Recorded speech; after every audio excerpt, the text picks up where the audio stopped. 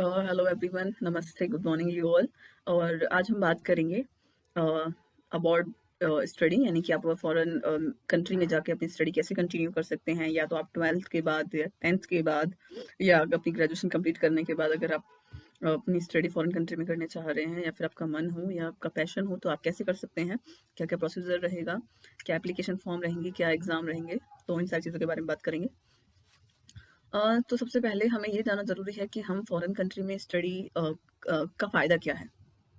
सबसे जैसे कि फॉरेन कंट्रीज़ में अगर आप जो है स्टडी करते हैं, तो उनका सबसे पहला फ़ायदा आपको होता है कि आपका जो पैशन है, आपका जो ज़िद है या आपका मन है, तो आप सबसे पहली बात तो वो कंप्लीट करते हो। दूसरा, आपको जो फॉरेन कंट्रीज़ हैं, उनका कल्चर से आप इंट्रोड्यूस हो जाते हो कि वो क्या-क्या चीज़ें करते हैं, क्या-क्या टेक्नोलॉजीज़ यूज़ करते हैं और अपने जो कंट्री है वो कैसे डेवलप कर रहे हैं। तो उन सारी चीज़ों के बारे में आपको चीज़ें समझ आती हैं, जिससे कि आप जो है इंडिया वापस आकर उनमें इम्प्लीमेंट कर सकें, चीज़ें सही कर सकें। और ये जॉब के पर्सपेक्टिव से भी सही है कि अगर आप जो है फॉरेन कंट्री में जॉब कर रहे हैं और फिर वापस आके इंडिया में कर रहे हैं, तो वहाँ पे कुछ चीज़ें आपको बहुत अच्छे से एडवांस हैं। तो आप वहाँ पे जाके अच्छे से स्टडी करें और कंपनी में जॉब करते हैं, तो वहाँ का जितना भी टेक्नोलॉजीज़ हैं उनसे इंट्रोड्यूस हो जाते हैं और उनसे अपनी जो है कंट्री को थोड़ा एडवांस कर सकते हैं।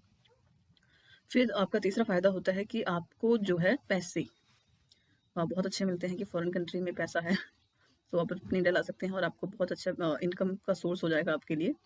और फिर आपका जो है जितने भी, जैसे भी आप इंडिया वापस आते हो, तो आप अगर अपना रिज़्यूम किसी कंपनी को शो कराते हो, अपना रिज़्यूम देते हो जॉब के लिए, तो उसमें आपको बहुत अच्छा बेनिफिट होता है कि you are doing a job in a foreign country, जिससे आपको बहुत अच्छा बेनिफिट होता है।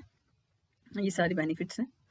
और एक स्पेशलाइज़ेशन भी होती है, जैसे कि हमारे यहाँ पे फ़ार्मेसी में क्या है, फ़ार्मेसी में सब्जेक्ट्स हैं, जैसे कि आपका फार्माकोलॉजी हो गया, स्टैटिस्टिक्स हो गया। और वहाँ पे क्या होता है कि आपको टॉक्सिकोलॉजी का एक एक्स्ट्रा से सब्जेक्ट हो गया, या फिर आपका डायनामिक पे स्टडी हो गई है, या काइनेटिक पे स्टडी हो गई है, या स्टैटिस्टिक्स के सिर्फ एक मॉलिक्यूल पे स्टडी करती है, या फिर बहुत सारे सब्जेक्ट्स हैं वहाँ पे, बहुत अच्छे फील्ड हैं, कोर्स हैं, जिसमें आप, अगर आपका मन हो तो आप एक स्पेसिफिक फील्ड में जाके या फिर स्पेसिफिक कोर्स को कर सकते हैं। इसमें ये फ़ायदे होते हैं। अब बात करते हैं कि पैसे की, कि आप कितना पैसा लगता है। अब क्या क्वेश्चन है, जैसे कि मतलब एक गरीब से गरीब इंसान भी मतलब फॉरेन कंट्री में जाके स्टडी कर सकता है। यस, कर सकता है। क्योंकि इसमें होता है आपको स्कॉलरशिप फ़ी मिलती है। जैसे कि अगर आप जो है इंडिया के पर्सनल हैं, तो आपको जो है एक स्कॉलरशिप एग्ज़ाम देना होगा फ़ॉरेन के लिए। मतलब एग्ज़ाम की डेट निकलती रहती हैं, सारा कोर्स अवेलेबल होता है। कुछ इंग्लिश की लैंग्वेज के एग्ज़ाम होते हैं। इंग्लिश लैंग्वेज या फॉरेन कंट्री की जो लैंग्वेज होती है, जैसे कि मोस्ट ऑफ द केसेस में जो है इंग्लिश जो है इंटरनेशनल है, यानी कि हर कंट्री में चल रही है। तो आपको जो है बेसिक सर्वाइव करने के लिए इंग्लिश की ज़रूरत होती है, तो उसके लिए एग्ज़ाम होते हैं, वो आपको कंप्लीट करने होते हैं, कुछ एप्लीकेशन फॉर्म होते हैं, वो आपको कंप्लीट आउट करने होते हैं। फिर एक स्कॉलरशिप एग्ज़ाम होता है, उस स्कॉलरशिप एग्ज़ाम को क्वालीफाई करना होता है और उसके बेसिस पे ही आपको जो है फॉरेन कंट्री में स्टडी करने का मौका मिलेगा। ठीक है, तो ये सारी चीज़ें थी। फ़ीस के मामले सारे कंप्लीट हो चुके हैं कि आपको जो है स्कॉलरशिप एग्ज़ाम देना पड़ेगा। और इसमें क्या होता है कि आप जो है पार्ट टाइम जॉब भी कर सकते हैं। अगर आप फॉरेन कंट्री में एंटर कर चुके हैं, तो उसके बाद जो है आप जो है अ, अपनी स्टडी कंटिन्यू कर सकते हैं by using the part time job.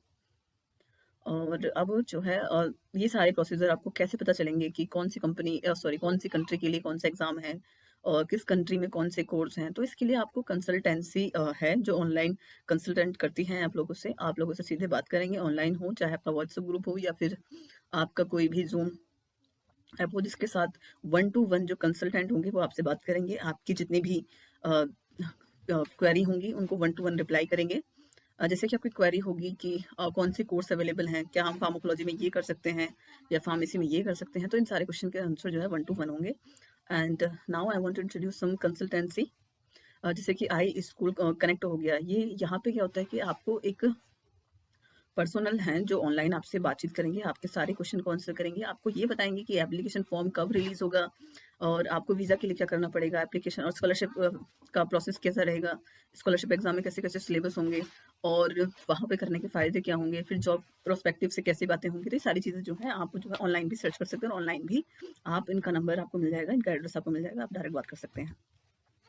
और अगर मैं बात करूँ सेकंड एडवाइस इंटरनेशनल, ये भी आपकी दूसरी कंसल्टेंसी का पार्ट है या दूसरी कंसल्टेंसी का एक अलग ऑर्गेनाइजेशन है, जिसमें भी आपको सेम चीज़ें, कोर्स के बारे में पता चलेगा, वीज़ा के बारे में पता चलेगा, फीस के बारे में पता चलेगा, ये सारी चीज़ें आप बात कर सकते हैं।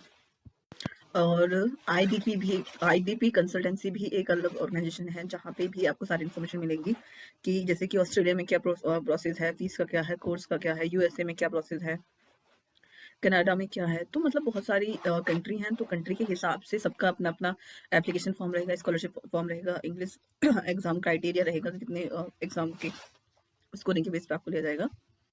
And thank you. I hope so कि आपको समझ आया होगा कि अबॉर्ड मतलब में स्टडी कैसे कर सकते हैं। I think so. Bye, take care of your self.